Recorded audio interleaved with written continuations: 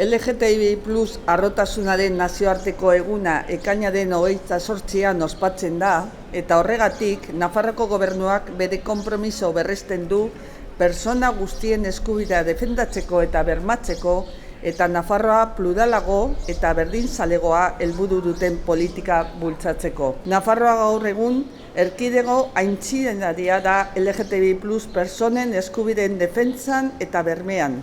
LGTBI+ mugimenduaren eta kolektiboaren lan nekaezinari esker.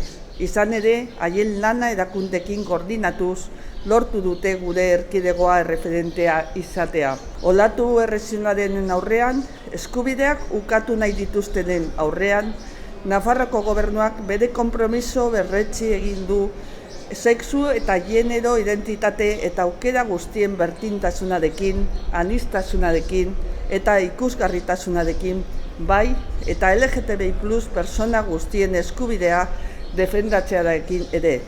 Izan ere, irmoki uste dugu, pertsona guztien eskubideak aitortzea eta bermatzea laguntzen duela Nafarroako gizartea inklusiboagoa eta berdinzalegoa izaten aniztasuna arroki aldarrikatu eta defendatuko baitu. Gobierno de Navarra. Nafarroako gobernua.